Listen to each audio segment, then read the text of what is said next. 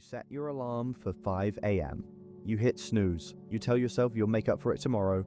Kobe Bryant was already in the gym. Not because he had more hours in the day, not because he was born with some genetic gift that made waking up at 4 a.m. feel easy. He was there because something in his brain worked differently than yours. And once you understand exactly what that difference is, you'll never look at obsession the same way again. Here's what nobody tells you about the people we call legends. Their greatest strength and their most devastating flaw are the exact same thing. Same wiring, same psychological mechanism, just pointed in different directions depending on the day. Psychologists call it obsessive passion. And it's not what you think it is. In 2003, a researcher named Robert Vallerand at the University of Quebec published a study that changed how sports psychologists understood elite performance. He identified two distinct types of passion that drive human behavior. The first type he called harmonious passion. This is when you love something deeply, but you're still in control of it. You can walk away, you can rest, the activity enriches your life without consuming it. And the second type is obsessive passion. This is when the activity controls you. You can't stop even when you should. It becomes tied to your identity so completely that without it, you don't know who you are. Your self-worth lives inside the performance. When it goes well, you feel invincible. When it goes wrong, something inside you breaks. Kobe Bryant was a textbook case of obsessive passion. He was shooting jumpers at 3 a.m. before Olympic practices while his teammates slept. He studied game film for hours after games where he'd already scored 40 points. He described basketball not as something he did, but as something he was. Remove the ball, remove the court, and Kobe Bryant didn't know what was left. That's not discipline. That's not work ethic. That's a psychological dependency that happened to point towards something socially celebrated. Your brain does something similar, just usually toward things that don't make you famous. Vallerand's research showed that obsessive passion triggers the same neural reward pathways as addiction. Your brain releases dopamine not just when you succeed at the thing you're obsessed with, but when you think about it, plan for it, sacrifice for it. The sacrifice itself becomes pleasurable. The suffering becomes proof of devotion, and your identity gets fused so completely with the pursuit that stopping feels like dying.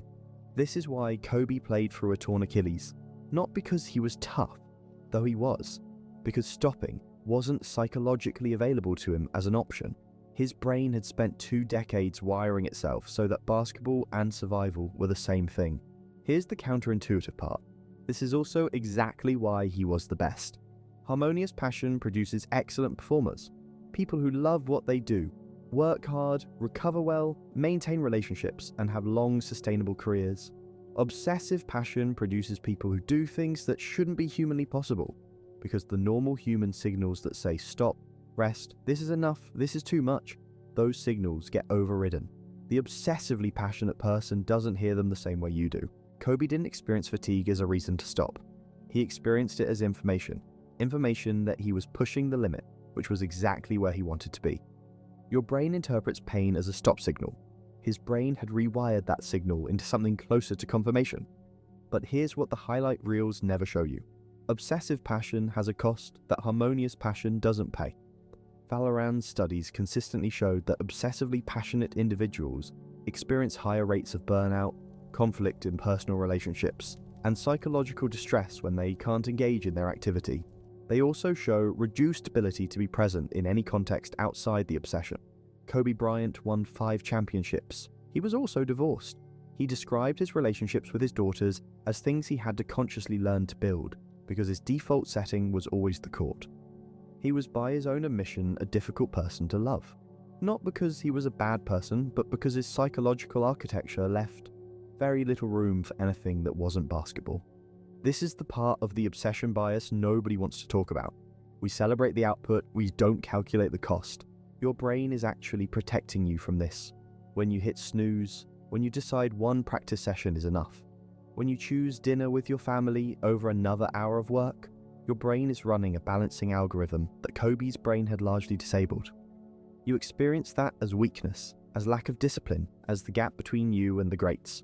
But what you're actually experiencing is your nervous system maintaining what psychologists call identity flexibility, the ability to be more than one thing, to exist outside of a single pursuit.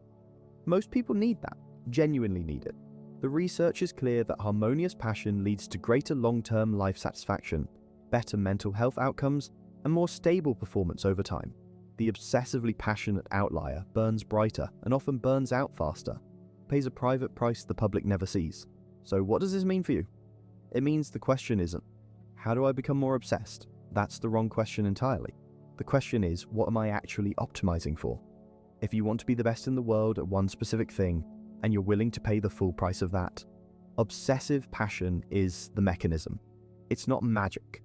It's a psychological state that can be cultivated, though Valoran's research suggests it often develops in response to early identity fusion, situations where a young person's sense of self gets tied to a skill before they're old enough to choose that consciously. Kobe started playing seriously at 3 years old. By the time he was an adult, the wiring was already done.